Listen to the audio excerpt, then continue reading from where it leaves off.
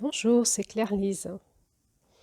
Et voilà, bienvenue en cette pleine lune dans le conte de la tisseuse, cette mère d'octobre, du mois d'octobre.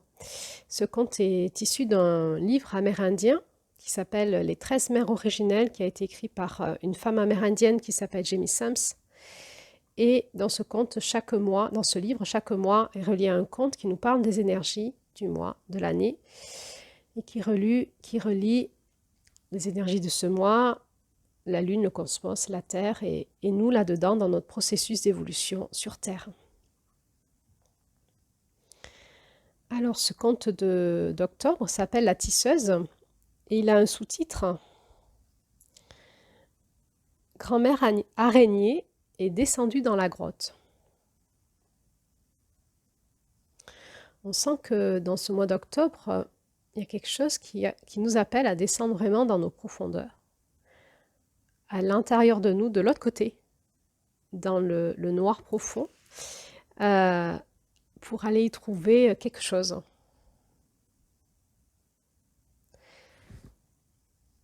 Alors, il va y avoir deux audios où je vais tenter de vous expliquer, de vous décrire mon point de vue sur l'énergie du mois d'octobre en lien avec ces contes amérindiens et cette roue de médecine des 13 mères originales, que moi j'ai aussi nommé les 13 dynamiques du féminin sacré de la Terre.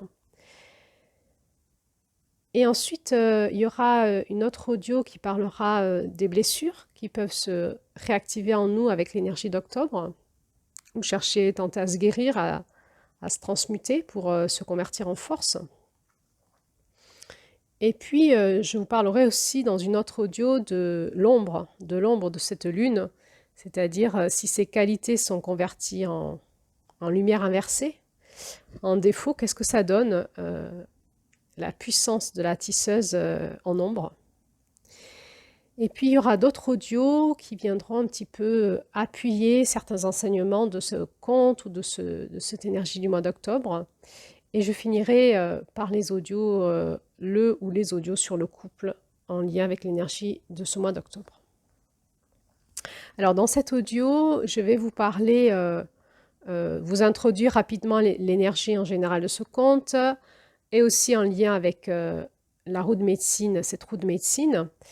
On ira voir aussi quelles énergies se dégagent en lien avec la roue de l'autonomie. On ira voir si on convertit cette énergie de l'année en heures de la journée, qu'est-ce que ça donnerait. Et puis, on parlera de cette couleur et lumière rose et on s'appuiera entre autres sur la canalisation de Julie pour essayer de rentrer dans les vibrations de cette fréquence, pour tenter de ressentir en nous de quoi ça nous parle. Alors, dans cette roue de médecine, comme je vous la présente à l'écran, le mois d'octobre est donc le dernier mois de la porte de l'Ouest. La porte de l'Ouest, c'est la porte du féminin sacré. Donc, nous sommes là sur un mois d'intégration de tout l'enseignement que nous avons eu en août, septembre et donc octobre est l'intégration de ces deux enseignements, mais aussi de tous les enseignements que nous avons eus depuis janvier. Depuis janvier jusqu'à septembre, octobre est l'intégration de tout ça. Ça veut dire que plus on avance dans ces lunes, dans cette dynamique de la roue, plus on grandit en intelligence, en compréhension, en information. Et cette intégration, ça veut dire quoi? Ça veut dire que plus on a de la connaissance, plus notre cerveau va trier. Il va garder ce qui nous intéresse, il va élaguer les informations dont il pense ne pas avoir besoin pour l'instant. Ça veut dire que quand on va à des séminaires, à des conférences, quand on fait des formations, qu'on va à des cours, eh bien, on oublie beaucoup de choses de ce qu'on nous raconte et on va garder en mémoire que ce qui nous intéresse. Pour intégrer, pour devenir, par exemple, si on est médecin et qu'on fait 8 ans d'années de médecine, pour devenir médecin, pour intégrer les 8 ans de cours, eh bien, ça va demander de l'expérience et un cheminement. et c'est par l'expérience et par les erreurs, entre autres, et l'oubli, et aller retrouver nos cours et aller les reprendre, que l'on va intégrer. Ainsi, nous aussi, on avance dans cette roue de médecine et on est là dans un processus d'intégration intense pour les personnes qui suivent cette dynamique depuis janvier. Parce que on a vu beaucoup, beaucoup de notions, on a expérimenté aussi, on a lu beaucoup de contes, et ce mois d'octobre vient nous amener un peu plus loin dans l'intégration de tout ça dans nos profondeurs pour que nous puissions le devenir en novembre. En novembre, nous allons devenir. Le conte de novembre, le mois de novembre, et son conte s'appelle La grande femme qui marche. Et c'est vraiment celle qui devient tout ça et qui va montrer par l'exemple aux autres qu'est-ce que c'est que de devenir une femme initiée qui a réintégré son masculin et son féminin sacré, qui a réintégré. Si on regarde dans cette roue les éléments alchimiques, et on va voir que ce conte nous en parle un petit peu, la porte de l'Est semble nous parler de l'élément air, la porte du Sud de l'élément feu, et la porte de l'Ouest de l'élément eau, et la porte du Nord de l'élément terre. Et donc, le mois d'octobre, eh bien, c'est l'élément eau qui va passer dans la terre. On est vraiment dans l'intégration, c'est-à-dire une fois que toutes ces informations passent dans la matière, dans la terre, nous allons le devenir. Et cette porte du Nord, novembre, décembre, janvier, est là pour manifester, nous aider à manifester dans la matière totalement l'intégration de ces 10 mois de cheminement. Alors, si je prends le temps d'introduire comme ça, c'est simplement que j'essaye de dire que c'est une lune qui va nous faire aller dans des profondeurs, et comme de toute façon, toutes les lunes du féminin, nous ne pouvons y accéder qu'en trouvant les clés, les portes en nous, loin de notre structure psychique, loin de notre rationalité, qui n'a pas du tout accès à cette intelligence. L'intelligence du féminin, c'est ailleurs, et là, on voit bien qu'on va rentrer dans les mystères de la création. Ça nous pousse donc à aller chercher en nous des espaces de conscience, de connexion, des espaces en nous où nous pouvons nous y sentir, y vivre, y habiter, qui ont une intelligence qu'on va appeler l'intelligence du féminin sacré, et qui sont cachés à ceux qui n'y vont pas, et donc on parle là de l'espace des initiés.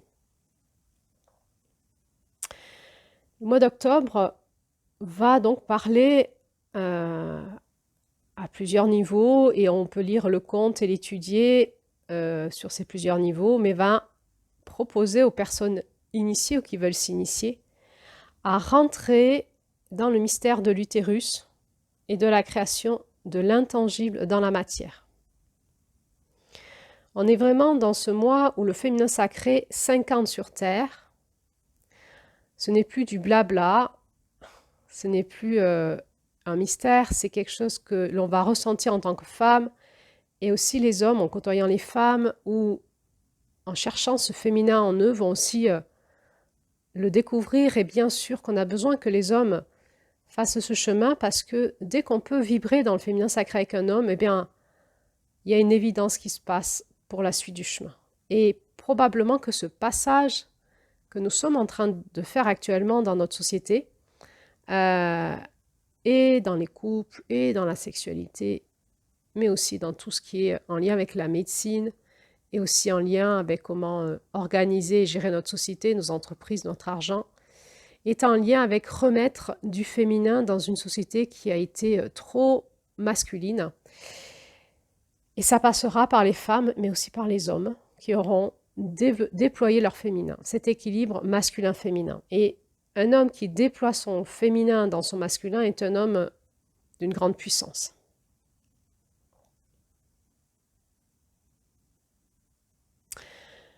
Donc, cette dynamique d'octobre va nous faire entrer dans le mystère de l'utérus et de la puissance de notre utérus en tant que femme initiée. Et on va commencer à entrouvrir les portes de l'initiation aux 5 éléments.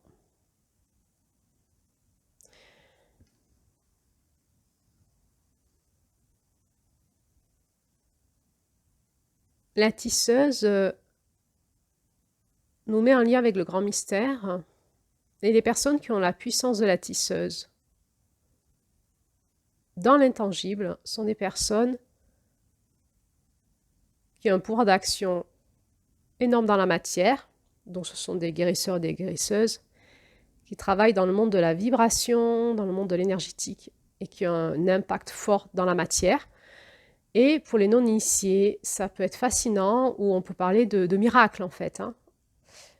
Simplement, ces personnes-là maîtrisent cette initiation, cet espace, cette force de vie, cette force de la création, et donc un pouvoir sur la création réelle. Sur un plan plus personnel, Octobre va mettre l'accent en nous pour qu'on puisse avoir la reconnexion au désir caché dans notre cœur.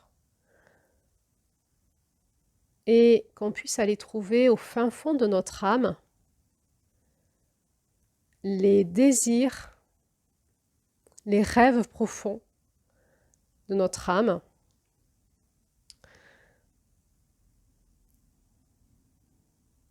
Et cette initiation va essayer de nous faire comprendre comment, en retrouvant les rêves de notre âme et en les faisant remonter à la surface dans notre cœur, nous pouvons les tisser sur la toile de l'intangible. Et va nous expliquer comment ça se passe dans la dynamique des 5 éléments. On va retrouver là des concepts, des initiations alchimiques.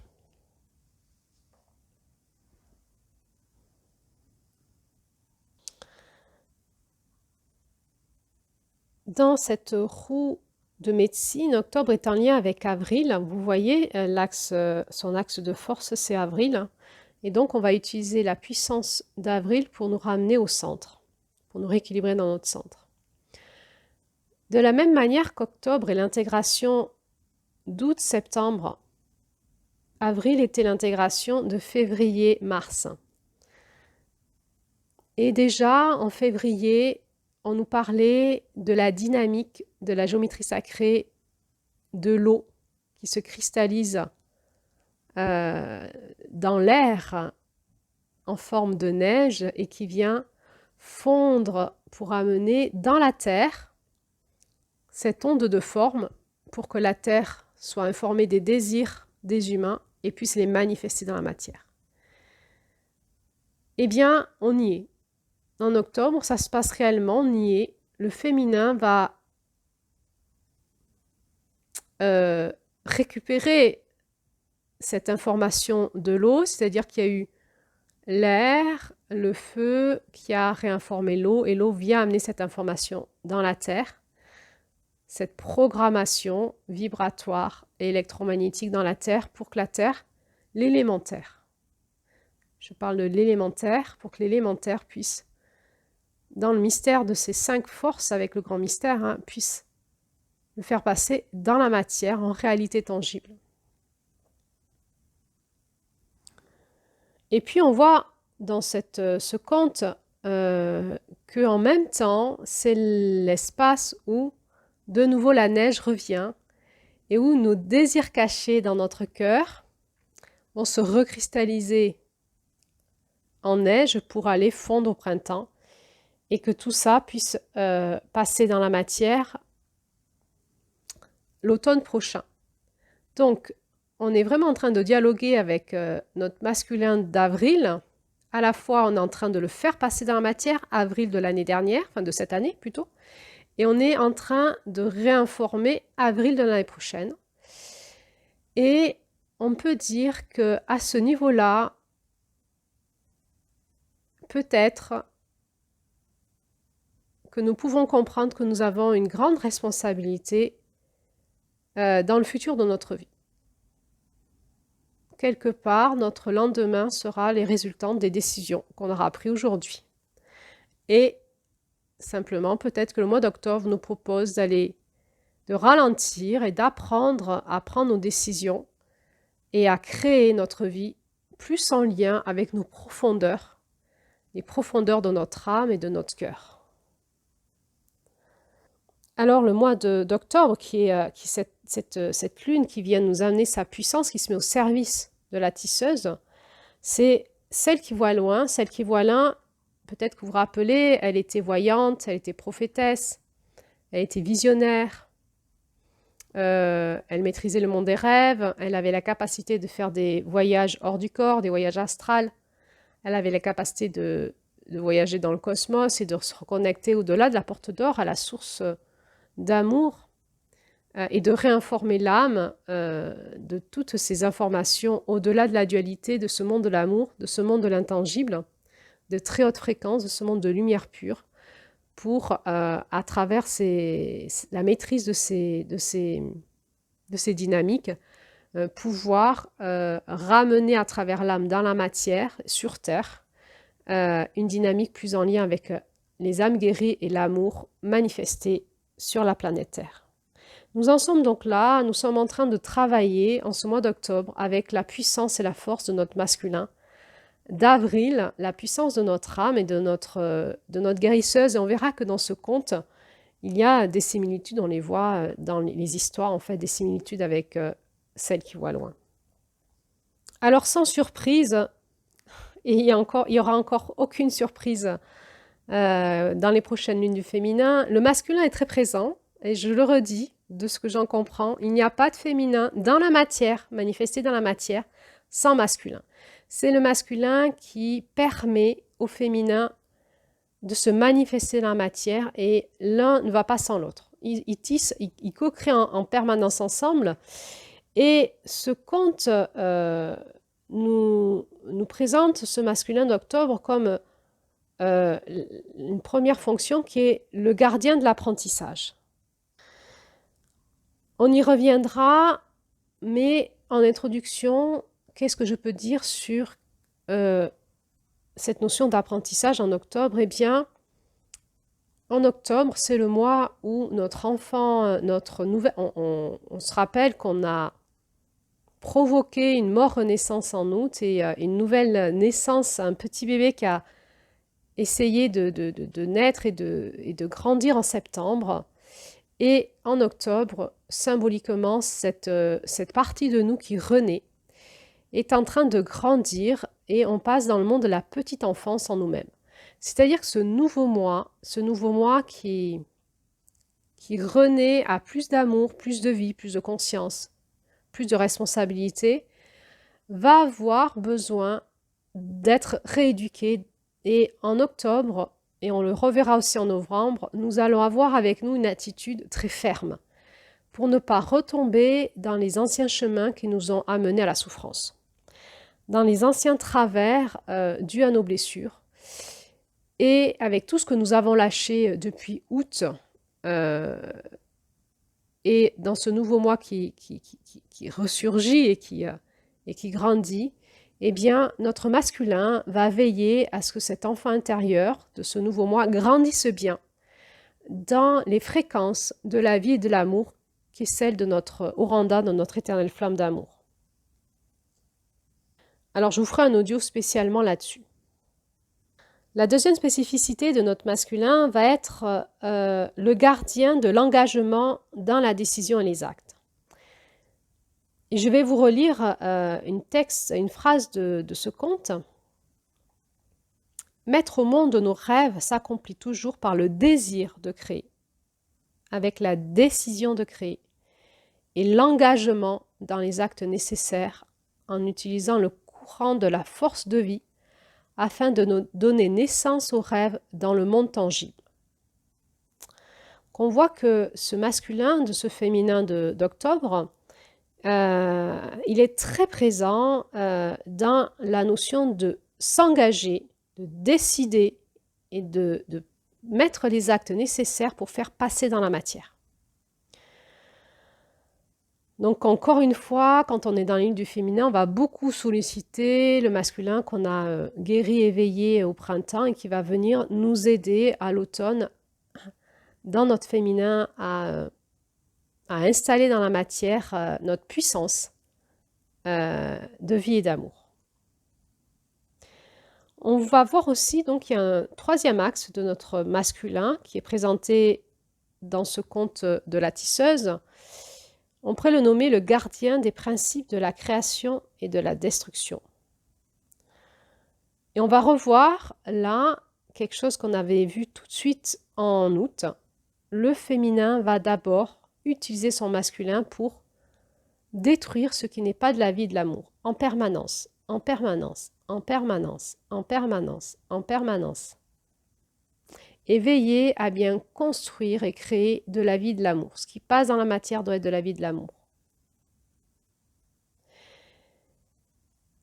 Il faut abolir ce qui nous limite pour créer du neuf. Et là, nous avons besoin de faire de la place pour créer cette nouvelle vie. Et parfois, eh bien, il y a beaucoup à détruire dans notre vie pour pouvoir se donner les conditions nécessaires pour créer cette nouvelle vie que notre âme et notre cœur appellent au fond de nous. Et parfois, suivant les étapes dans lesquelles nous sommes dans notre vie, nous avons besoin de beaucoup de masculin, de beaucoup de décisions, d'engagement dans la volonté de détruire ce qui n'est pas de la vie, de l'amour en nous et de retisser, de reconstruire plus en lien avec la vie et l'amour. Ça nous demande un énorme courage, un masculin bien ancré, bien affirmé, pour pouvoir le faire.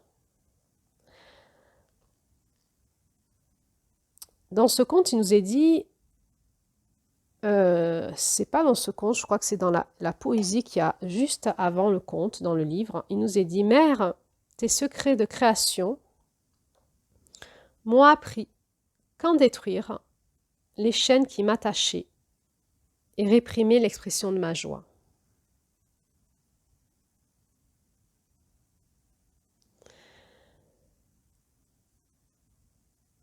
Il n'y aura pas de création de vie, de joie et d'amour, de vie plus fluide, plus facile, plus abondante, de rêves qui passent dans la matière, si nous n'avons pas cette fermeté dans l'amour, dans notre conscience, d'aller visiter au fond de nous ce qui nous enclave, ce qui nous enchaîne, ce qui n'est pas au service de la vie de l'amour en nous et de le détruire.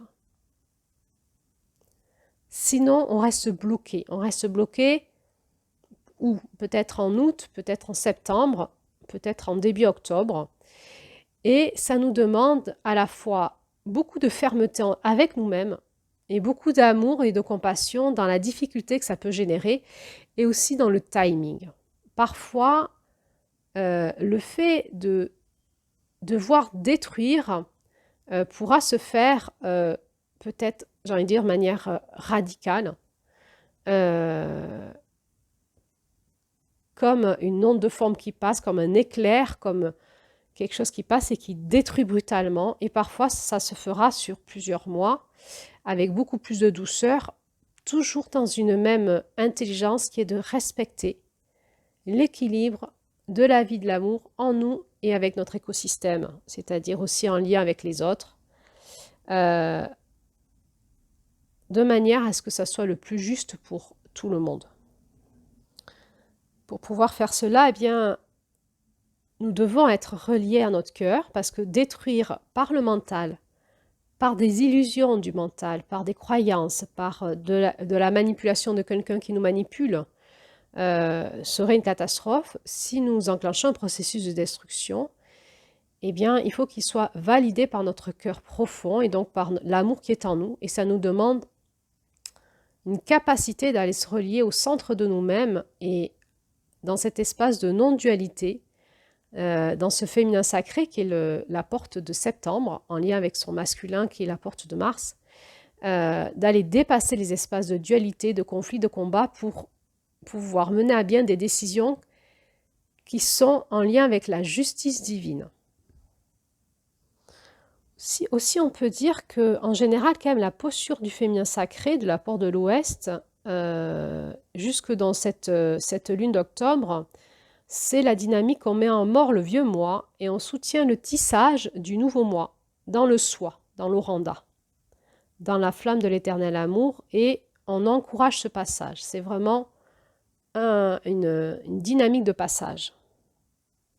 Pour pouvoir arriver à recréer cette dynamique dans l'équilibre, eh bien, il faut petit à petit, à force de tourner dans la roue, d'être initié, d'expérimenter, de créer, de se laisser façonner dans la matière par ce divin en nous, eh bien, ça va nous demander l'art de maintenir l'équilibre entre notre masculin et notre féminin dans ce processus de création du nouveau moi pour qu'en novembre, on puisse être de celles et de ceux qui marchons notre parole sur la terre, marchons notre conscience, marchons notre moi divin dans la réalité.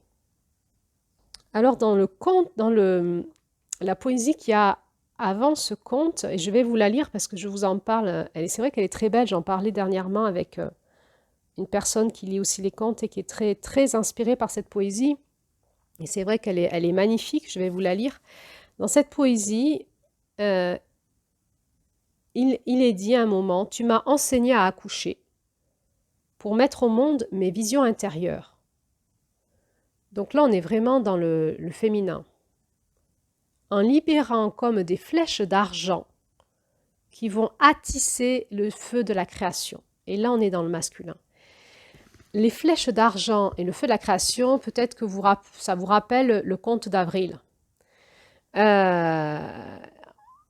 y a quelque chose qui descend dans la matière, dans l'utérus, par le vagin qui accouche, et en même temps qui s'élève par les chakras radiaux vers ce feu de la création, vers le créateur, vers la source de l'amour, la source de la création, avec nos flèches d'argent et qui nous demande une maîtrise de notre masculin, de s'élever dans ce monde de l'intangible, et toute l'initiation d'Avril, qui est la maîtrise d'aller avec notre âme retrouver le passage pour se reconnecter à la porte d'or, donc, et au-delà, dans ce monde du masculin divin.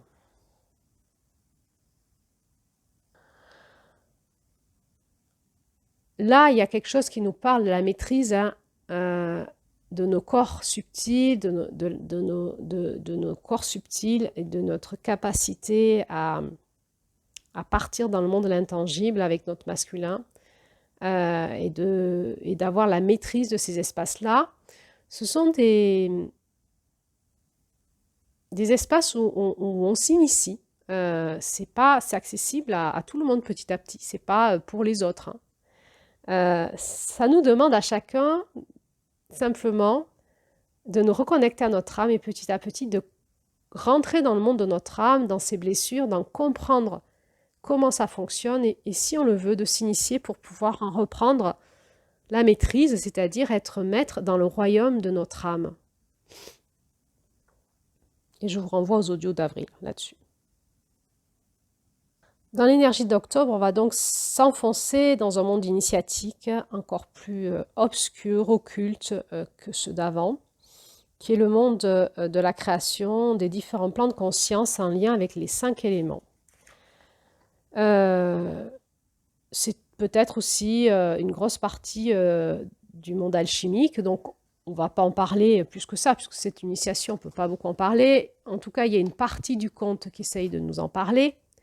Et donc, c'est la possibilité, si vous êtes intéressé, à vous ouvrir à ce mystère et aller vous initier ou activer en vous en prière la demande de la compréhension si, par exemple, vous avez dans votre vie la sensation que vous créez des choses qui ne sont pas, qui vous mettent en difficulté, en souffrance, d'aller comprendre qu'est-ce qui se passe dans votre âme pour que votre vie soit comme ça.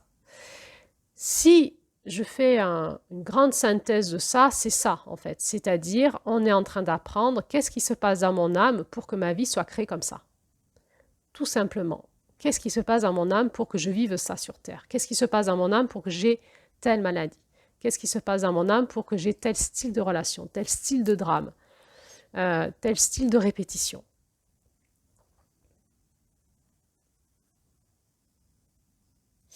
Alors, si je reprends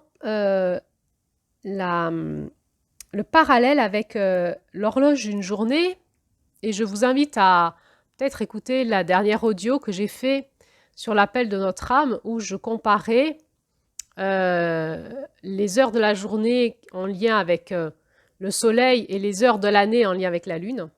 Eh bien, si nous remettons en parallèle le mois d'octobre sur une pendule d'une journée, on serait dans les heures aux alentours de 19, 20, 21 heures, aux alentours de 20 heures.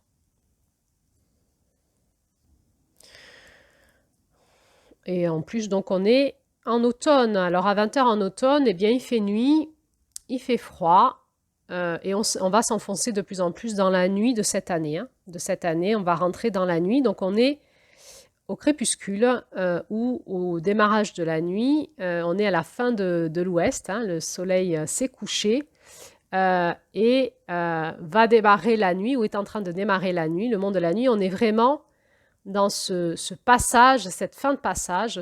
C'était septembre qui faisait le passage. On est à la fin du passage. On est en train de basculer dans le monde de la nuit. Alors, c'est le moment où on va aller coucher les enfants, peut-être, où on va peut-être aller faire finir le repas. Et c'est le moment où, avec nos enfants, on va discuter de ce qui s'est passé de la journée.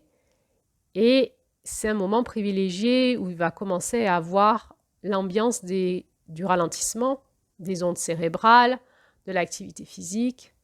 La fatigue se fait ressentir, on bâille. Et peut-être qu'on va avoir envie de se mettre sous un plaid ou dans la chaleur sous les couvertures ou la couette d'un lit et de lire une histoire à nos enfants ou de faire un jeu tranquille ou de faire un peu de créativité. Et en tout cas, c'est peut-être le moment où on va répondre aux questions de nos enfants, donc c'est aux questions existentielles. Et ça va être le moment où va surgir dans la conscience de nos enfants les angoisses de la vie, les angoisses de la nuit et les grandes questions. Et c'est un moment où on va prendre soin de les rassurer pour qu'ils passent une bonne nuit, pour qu'ils intègrent leur journée. La nuit, c'est le moment de l'intégration de la journée. C'est le moment aussi où nous, peut-être, nous allons faire la vaisselle. Et c'est un moment où nous allons commencer à nettoyer en faisant la vaisselle, c'est une manière symbolique, ou en se douchant. On va commencer à nettoyer ce qui nous a encrassé dans la journée pour nous préparer à cette soirée et à ce couchage. Et peut-être que nous allons avoir envie de regarder un bon film ou de prendre un livre ou de faire un peu de créativité. Ou c'est un moment aussi privilégié pour faire nos rituels spirituels, pour s'intérioriser et prier, faire nos visualisations, tout ce qui nous inspire.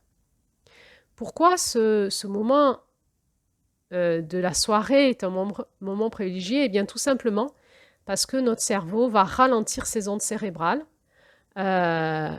et va commencer à convertir le côté rationnel de la journée en irrationnel ou en côté symbolique de la nuit avant qu'on bascule dans le monde des rêves.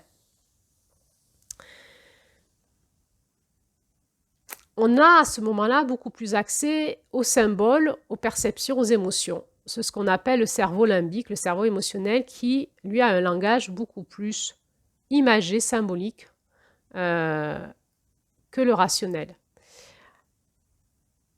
Et alors, pour pouvoir entendre nos émotions, et c'est le langage de l'âme, l'âme va parler par nos émotions, par nos sensations, parce que l'âme va nous parler de ce monde vibratoire énergétique qui est la sienne. L'âme, elle est dans l'espace vibratoire et énergétique, et son langage est celui du cerveau émotionnel, celui du cerveau limbique.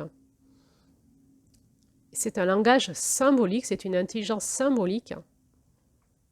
Et c'est un moment privilégié avec le ralentissement des ondes où on a encore la conscience, on n'est pas encore endormi, on a encore la conscience. C'est un moment où on peut communiquer avec notre âme, dans la conscience, avec le cerveau encore éveillé. C'est un moment où nos ondes ralentissent et on va pouvoir peut-être discuter dans notre couple, appeler notre meilleur ami ou nos parents ou quelqu'un de proche. Et c'est un moment privilégié le soir où on va pouvoir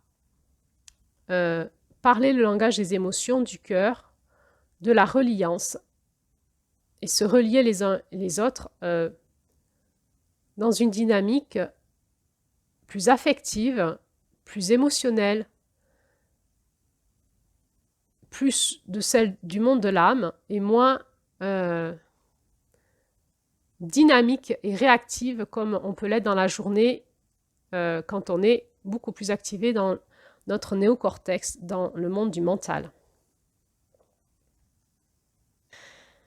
À la même mesure, ce mois d'octobre nous propose de rentrer dans le ralentissement de l'année et de commencer à pouvoir tisser nos rêves, parler ensemble entre nous de nos rêves de l'année prochaine, de nos rêves du printemps prochain.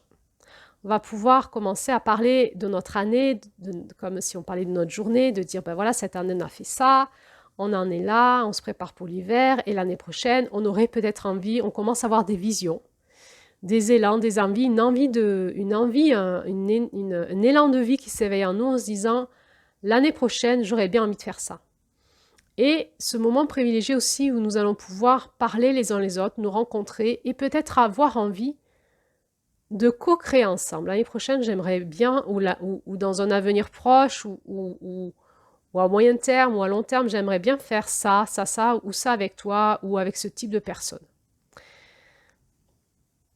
C'est le moment aussi, octobre, où on va se dégager de toute la crasse de l'année, encore, comme se doucher, comme se mettre en pyjama, pour rentrer dans cette phase de l'année où on va être beaucoup plus en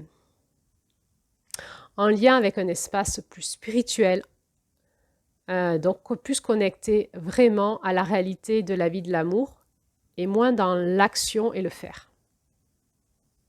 L'action et le faire à l'extérieur de nous.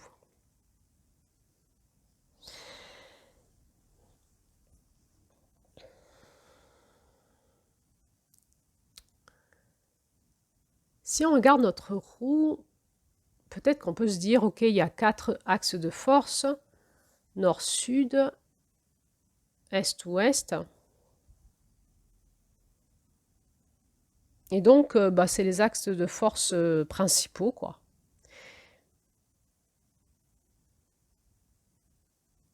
En réalité, comme tout est intriqué dans tout, et que ce que l'on voit n'est qu'une illusion, les axes de force sous-jacents, qui sont le nord-est, le sud-est, le sud-ouest et le nord-ouest, sont des axes de force très importants. Et on avait déjà commencé à voir la vibration du 8 en septembre, avec l'étoile de Vénus qui était venue l'étoile de l'amour, qui était venue nous initier à ça, et en octobre, on y est. Alors, le mois qui vibre sur le 8, c'était août, et on avait déjà commencé à parler du lemniscat, de la fréquence du 8. En septembre, on en avait parlé un petit peu plus. Et en octobre, on y est dedans. On y est dedans avec l'énergie de l'araignée. L'araignée, c'est l'animal à 8 pattes. Et on est profondément en résonance avec la vibration du 8. Et ce 8, va nous parler des 8 axes de force dans cette roue à 12 lunes. Avec cet axe de force particulièrement fort qui va être donc cette dynamique octobre-novembre et avril-mai. On y est. C'est un axe de force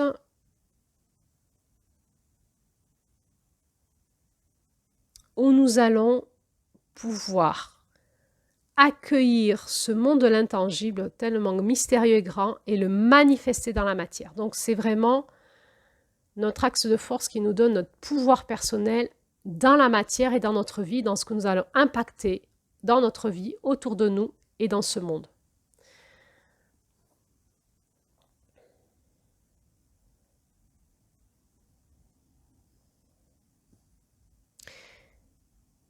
Et je réinsiste que octobre est vraiment un mois qui va nous faire rentrer dans des profondeurs. Quand j'anime des groupes de femmes, eh bien, il y a beaucoup de rituels puissants, des voyages chamaniques particuliers, on fait de la créativité particulière. Et j'essaye par des propositions d'expérience, de faire passer des messages qui ne peuvent pas se dire par la voix. Donc je suis désolée, je ne peux pas vous dire autre chose qu'il y a des clés à trouver par l'expérience, par l'initiation, en fouillant dans les encodages du conte et dans les encodages de cette roue, pour pouvoir petit à petit capter en soi la puissance du processus que ce divin essaye de faire passer dans la matière et essaye de nous communiquer pour que nous puissions en retrouver la maîtrise.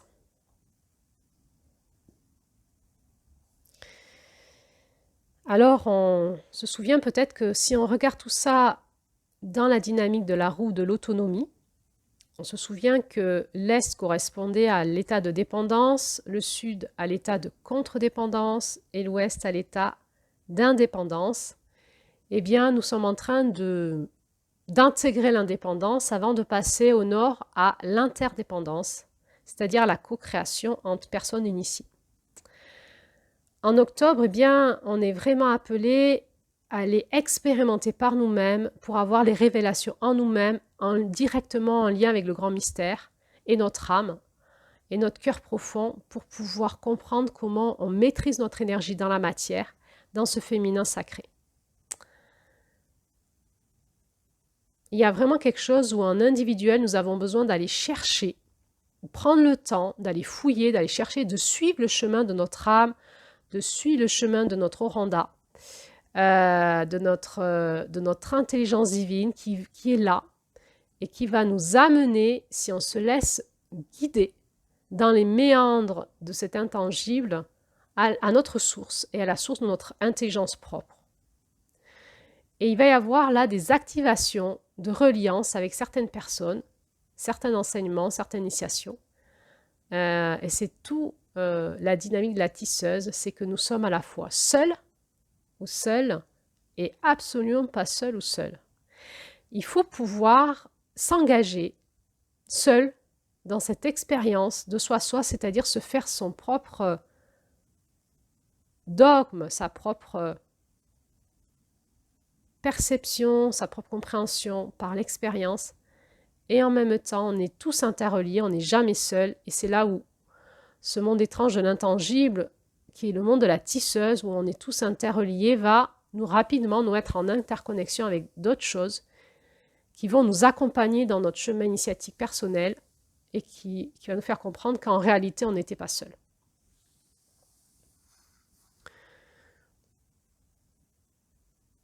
Ça va aussi nous ouvrir l'envie, quand on est un peu plus initié, à beaucoup écouter comment la tisseuse nous met en reliance et nous parle à travers des messages, des symboles, des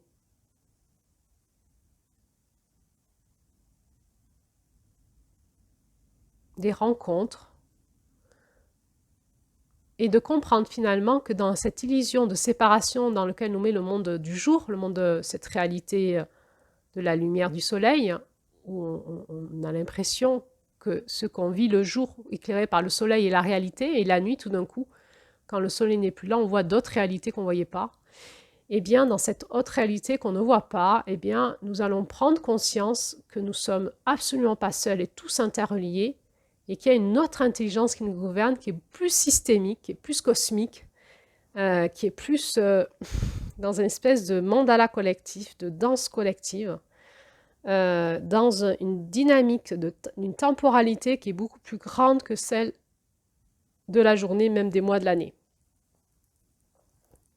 Et tout d'un coup, quand on peut prendre conscience de ça, eh bien, il y a une joie profonde qui naît dans nos interreliances. Tout d'un coup, nous pouvons comprendre que nous ne sommes pas juste des êtres humains qui se rencontrent, mais nous sommes des âmes qui nous rencontrons, venues de plein d'espaces du cosmos, et que nous co-créons ensemble quelque chose. Et là, la vie commence à s'éclairer de beauté.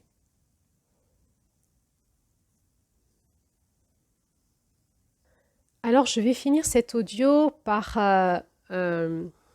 essayer de nous faire entrer dans cette couleur et lumière rose. C'est pour moi un mystère qui n'est toujours pas résolu dans ma conscience. Pourquoi ces couleurs? Pourquoi cette organisation comme cela? Et de quoi ça nous parle?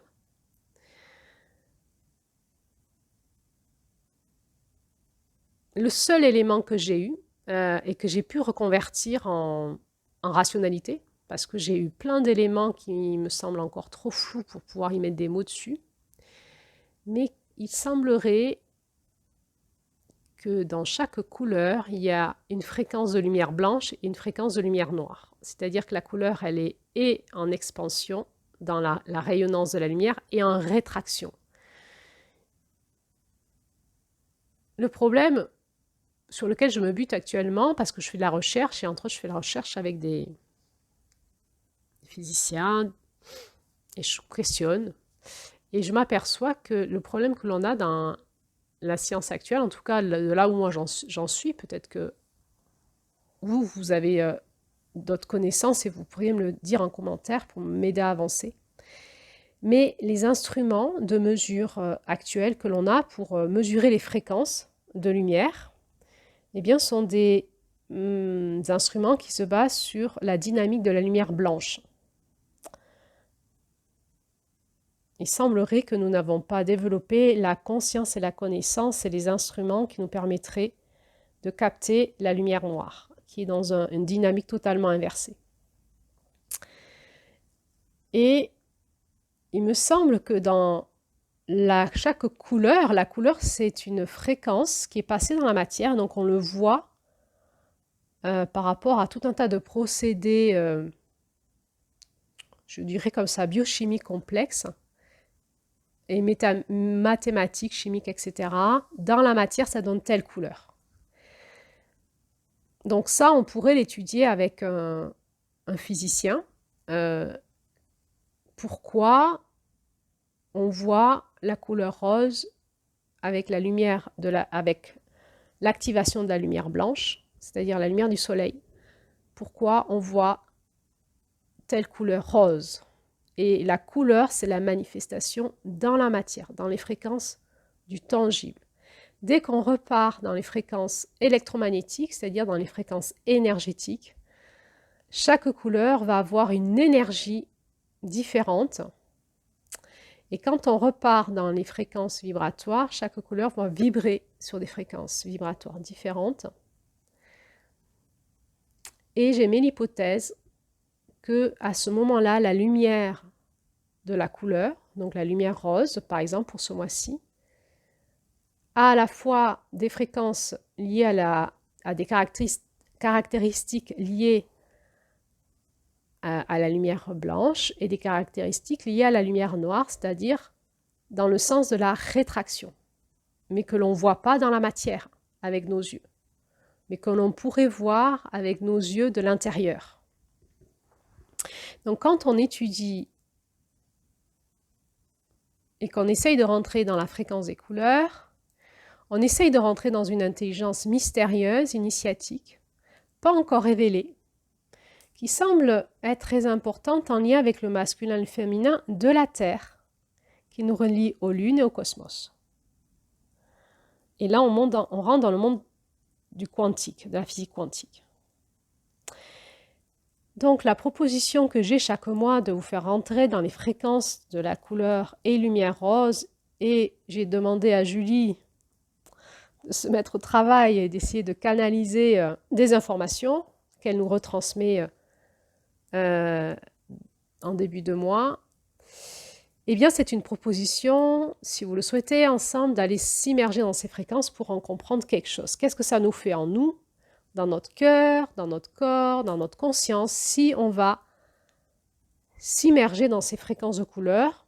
Mon but étant, plus tard, un jour peut-être, c'est peut-être mon rêve que je vous dis, un rêve de mon cœur, de mon âme, parce que alors c'est pas du tout sorti de mon mental, parce que alors vraiment, je sais pas d'où ça sort en fait, c'est arrivé comme une bulle de l'intérieur de moi, comme une injonction à un moment, c'est l'idée qu'on pourrait faire de la luminothérapie, c'est-à-dire créer des machines de soins, mais aussi avec les fréquences de la lumière noire, et du coup qui nous guérirait bien plus loin au niveau cellulaire, au niveau de nos émotions et de notre structure psychique, et donc serait une puissance de guérison quantique, hein, qui serait, à mon avis, très importante.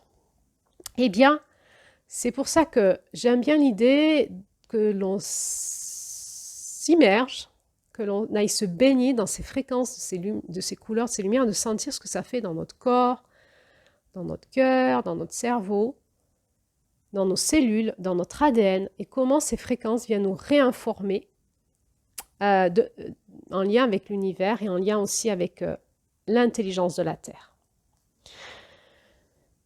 Dans l'introduction de ce conte, il nous est dit que la couleur rose, c'est la couleur de la créativité. Bon, très bien. Donc rationnellement, on passe à la ligne d'après, on dit très bien, la couleur rose, c'est la couleur de la créativité.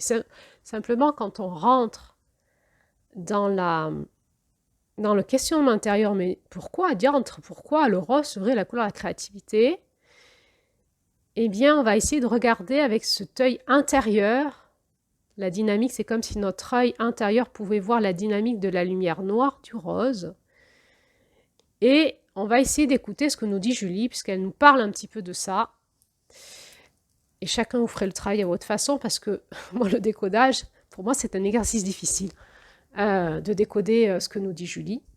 En tout cas, ce qu'elle canalise, parce qu'elle-même, après, rationnellement, elle ne sait pas ce qu'elle dit. Donc, on en est au balbutiement d'une recherche et on pourrait vraiment, chaque année, rentrer un peu plus loin dans les portes de ces fréquences de lumière pour un peu plus être initié et comprendre ce mystère de la création, puisque la création est probablement en lien avec le monde quantique, le monde de la lumière, qui encode, qui crée, qui fait passer des fréquences, des sons, des couleurs, et qui crée la matière.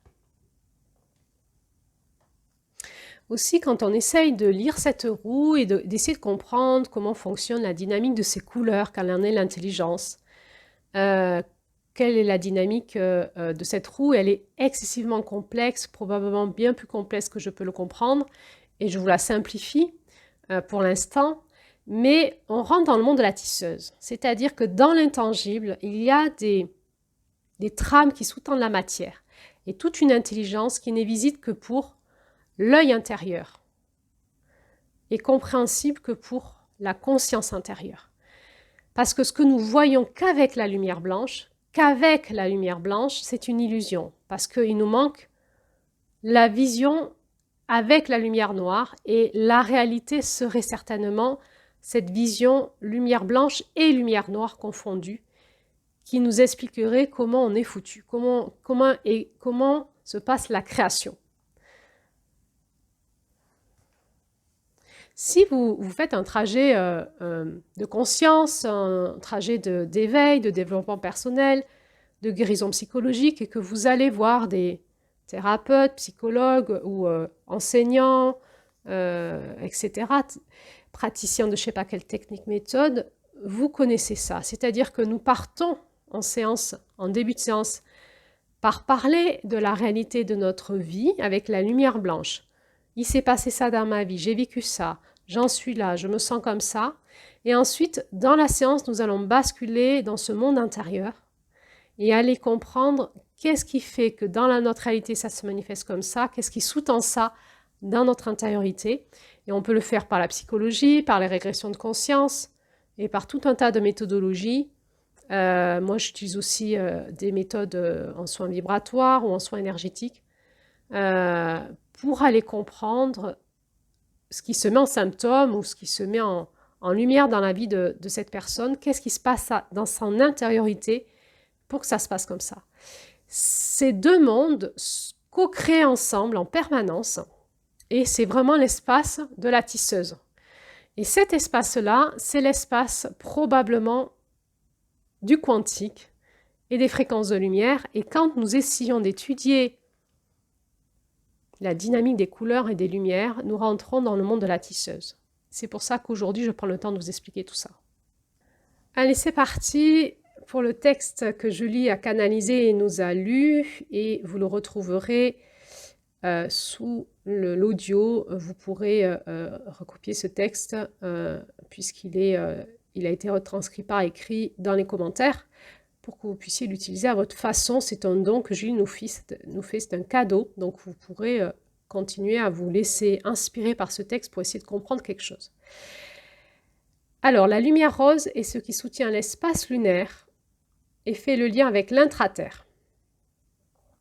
Il est évident que quand nous rentrons dans l'espace de la vibration et de l'énergétique, la vie ne s'arrête pas à la surface de la Terre, qu'il y a toute une vie dans l'intraterre jusqu'au centre de la Terre, auquel nous sommes reliés par des fréquences énergétiques et vibratoires. C'est ce qu'on appelle, dans toute l'initiation énergétique et de toutes les apprentissages énergétiques des différentes sociétés, mondes, cultures, on va appeler l'ancrage, la reliance à la Terre, notre capacité à se sentir enraciné et à se sentir, à dynamiser ce qu'on peut appeler dans certaines initiations nos chakras, les chakras du bas. Aujourd'hui, nous savons que nous avons énormément de centres d'énergie sous terre qui sont reliés à qui nous sommes dans notre espace corporel et vibratoire. Et plus nous avons la capacité à ressentir et à dynamiser ces espaces-là, plus nous avons une capacité d'ancrage, de reliance avec le monde de l'intraterre. Et il est probable que l'être humain est appelé petit à petit à vraiment devenir un être humain, c'est-à-dire à être vraiment enraciné avec l'intelligence de la planète Terre. Et beaucoup moins connecté à son mental qui lui fait croire que la réalité, elle est dans ce qu'il voit avec ses yeux. Donc, cette lumière rose qui crée le lien entre l'espace lunaire et l'intraterre est un mystère, mais on comprend bien qu'il y a une dynamique qui se passe entre la Lune et la Terre, le cosmos, et d'autre part la Lune avec d'autres lunes. Je crois qu'elle va nous en parler un moment, elle va nous parler des lunes au pluriel. Et en fait, on sait que tout se passe à la fois et en fractal et de manière holographique, c'est-à-dire que tout est dans tout. Et que ce qui est dans l'infiniment petit se retrouve dans l'infiniment grand. Et que la Lune qui reflète le Soleil n'est que le reflet d'une autre ligne d'un autre Soleil sur d'autres plans. Et ça, c'est important à dire. Et la Terre est reliée au cosmos par des fréquences relais qu'on peut appeler les fréquences lunaires, qui reflètent. Le fait de refléter est intéressant et pose question, en fait, puisqu'il y a des angles, des rayons qui sont différents, etc. Et là, on rentre dans le monde de l'astrophysique, qui n'est plus le mien, et qui serait fascinant à étudier. La lumière rose représente la force qu'a l'humain dans son libre arbitre de combattre ses adversités pour créer plus de vivant en soi. Dans ce conte, il nous est beaucoup parlé de la force de vie, on nous a beaucoup dit que la tisseuse était la protectrice de la survie. On nous parle de la force de vie, de la force de la créativité. Et nous sommes appelés à redynamiser en nous, dans notre libre arbitre, nous dit ce texte, cette force de vie et donc à combattre nos adversités pour créer plus de vivant en soi. Il faut comprendre que dans le processus de la création, c'est nous qui créons. C'est notre corps en permanence qui crée nos cellules. C'est nous qui créons nos pensées et qui avons une capacité d'influencer nos émotions.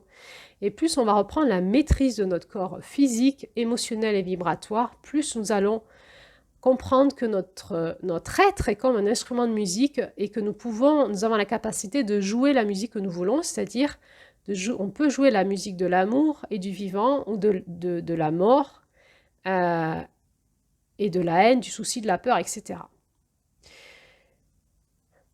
Et évidemment que quand nous voulons recréer en nous de la vie, de l'amour, eh bien ça va nous demander d'être là en présence pour traverser les adversités.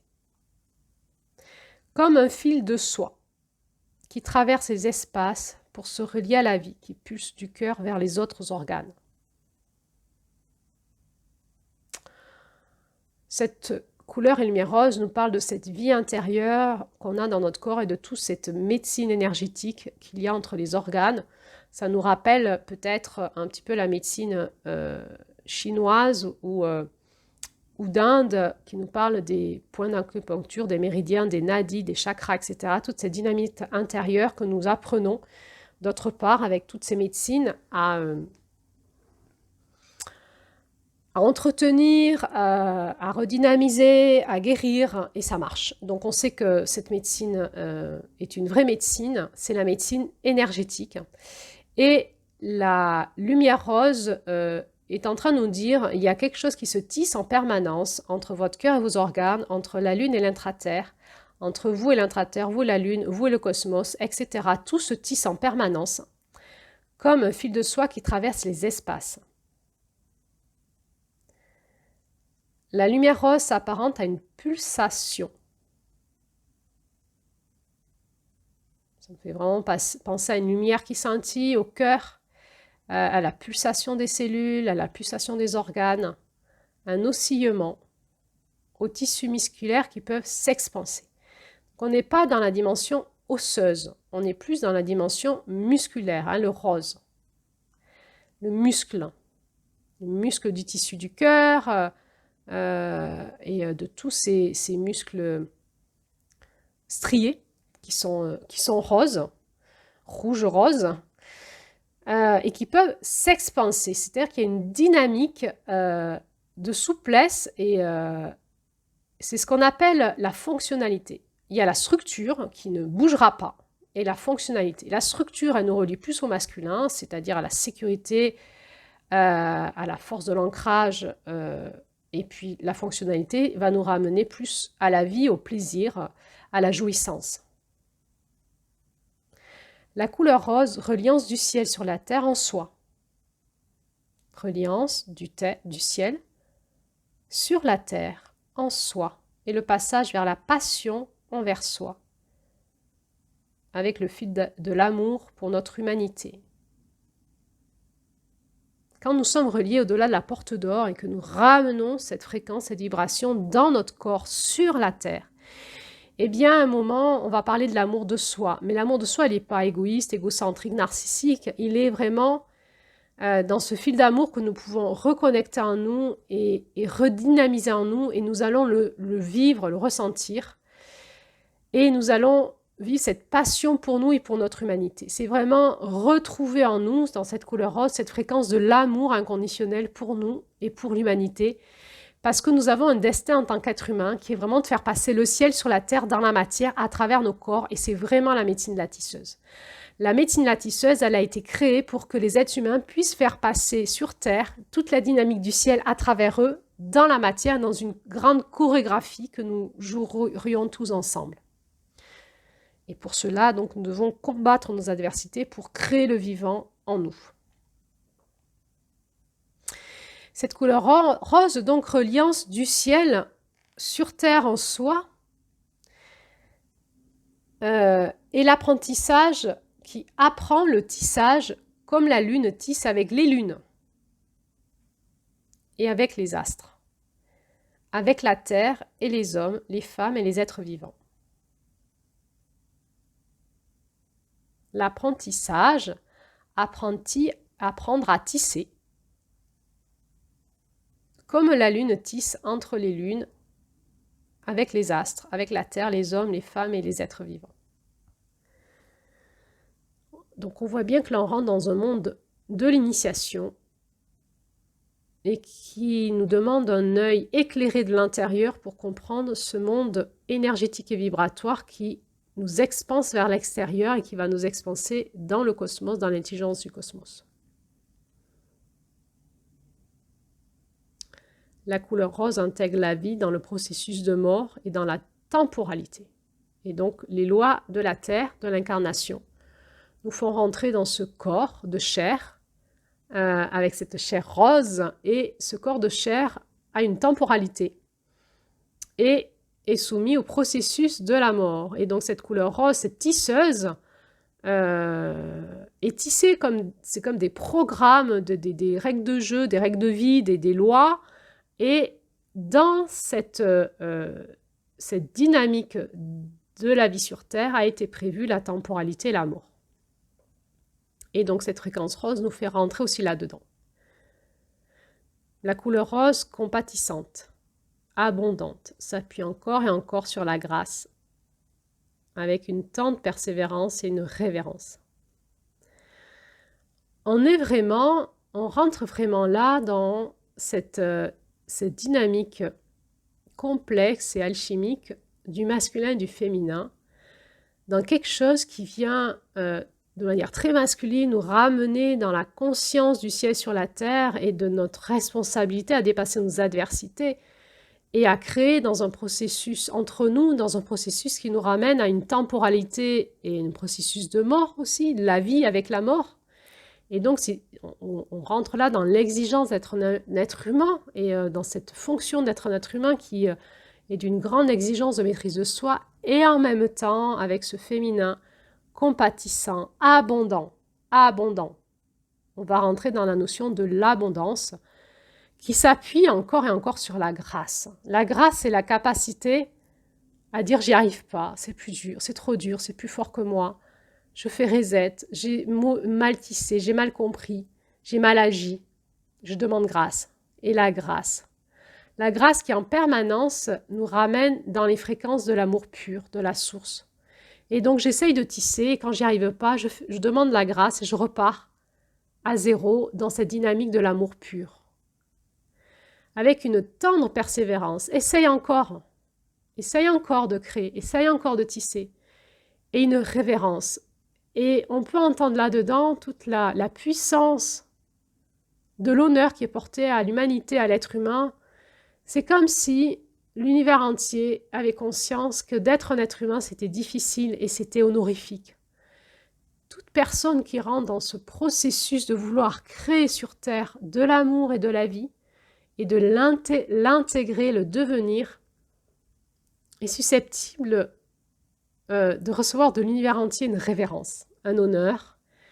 Et en même temps, parce que nous sommes souvent à terre, à genoux, pleurant, comme un enfant plein de chagrin sur cette création qu'il n'arrive pas à faire, parce que nous avons des rêves à faire passer dans la matière, et je peux avoir la vision d'un super dessin, et quand je le fais, je le trouve moche, mon dessin, et je veux le jeter, j'en fais une boule de papier, et je pleure, et je dis, j'en ai marre, j'arrive pas à dessiner.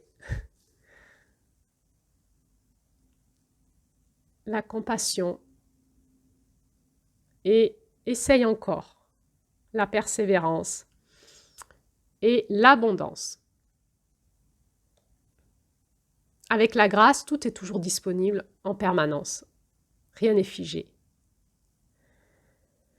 Tel un réverbère, elle illumine la nuit et propose un chemin de ses lumières dispersées. Ah là là, on comprend que dans cette soirée et dans cette nuit intérieure, dans cette lumière noire à l'intérieur de nous, nous avons plusieurs chemins possibles, plusieurs directions possibles. Dans ces lumières dispersées, et que cette tisseuse, on va le voir, elle nous fait prendre une dynamique des lignes et des courbes. Et des fois, le chemin, il n'est pas tout droit. Et on peut emprunter plusieurs chemins différents pour arriver à nos buts. Et cette lumière rose, cette fréquence rose va nous éclairer dans notre nuit intérieure, c'est-à-dire comment je fais pour créer ma vie dans ces moments de désespérance où j'ai l'impression que je n'avance pas, que je répète, que chaque fois que je me relève et que je me dis je vais créer de l'amour et de la vie, eh bien je repars dans des processus mortifères, dans mes défauts, dans mes angoisses, dans mes incapacités, dans mes impuissances et que je répète en permanence dans cette temporalité qui se répète en spirale, quelque chose que je n'arrive pas à faire passer dans la matière. Eh bien, peut-être que en développant cet œil intérieur, nous pourrions comprendre que nous avons peut-être plusieurs chemins possibles à explorer et que peut-être si nous répétons toujours les mêmes schémas, c'est que peut-être que nous n'avons pas pris conscience que nous pouvions changer de chemin et que nous nous engageons toujours sur un chemin qui nous amène dans une impasse. La pensée du rose fait fleurir l'arbre. La pensée du rose fait fleurir l'arbre. Magnifique, hein. C'est la sève, c'est ce féminin, hein, qui vient donner cette fleur, hein. Et pourtant, on est à l'automne, on n'est pas au printemps, mais on est déjà dans le printemps. On sait déjà que ça va passer dans la matière au printemps. Et dépose le cœur dans les racines. Magnifique. On est déjà en train de préparer notre printemps. On est déjà en train de refaire pulser nos racines dans la fréquence du cœur, de ce cœur de septembre. Dépose le cœur dans les racines de la terre, dans les profondeurs, dans l'intraterre. Et là, et fait fleurir notre arbre de vie, des fleurs de notre féminin, pour qu'on puisse porter ces fruits, hein, ces fruits d'abondance en lien avec la fréquence de notre cœur. Et la fréquence de notre cœur nous met en lien avec la fréquence de notre cœur profond, de notre oranda, de cet atome source, de cette fréquence de notre Esprit Saint, à l'intérieur de nous, cette fréquence de l'éternelle flamme d'amour qui nous habite au plus profond de notre âme, dans un espace intouchable, inviolable, inchangeable, qui est la fréquence de qui nous sommes réellement, de notre atome source. De cette première étincelle d'amour qui a fait cette flamme en nous et qui ne pourra jamais s'éteindre. Et plus nous apprenons à la dynamiser, à la faire passer, à la magnétiser dans la matière et la faire passer à travers nous, plus notre arbre va porter ses fruits, ses fleurs, et puis ensuite ses fruits de l'amour dont nous sommes porteurs sur Terre. Le rose est comme un habitat ensoleillé.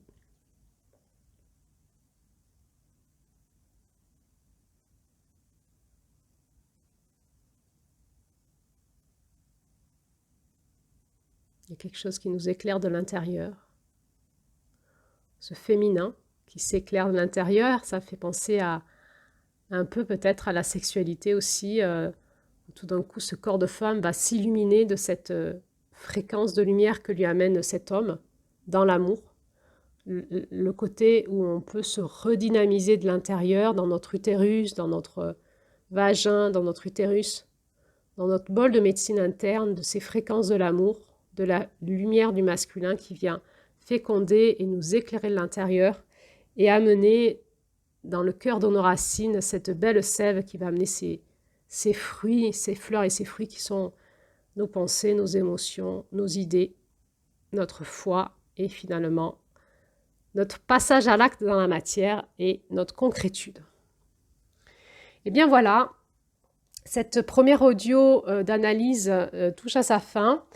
Je vais vous faire une deuxième audio sur l'analyse du conte avant de continuer sur les autres audios dans les prochains jours qui nous accompagnera. Donc il y aura plusieurs audios qui vont nous accompagner sur cette lune descendante d'octobre.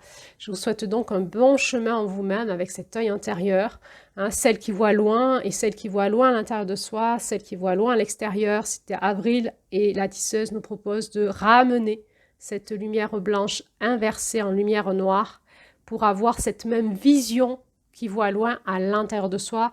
Et à un moment, s'aperçoit que ça se rejoint et que ce qui est à l'intérieur de nous est comme à l'extérieur et que c'est le même monde. Et c'est ça qui est le mystère. C'est que nous sommes porteurs en nous de tout l'univers.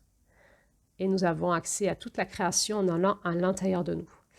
C'est le mystère du monde quantique, de la lumière, de la fréquence. C'est le mystère que nous sommes en train de découvrir actuellement. C'est une période merveilleuse et au niveau scientifique et au niveau spirituel. Eh bien, je vous souhaite donc un bon chemin avec tout ça et je vous dis à bientôt pour la suite. Merci.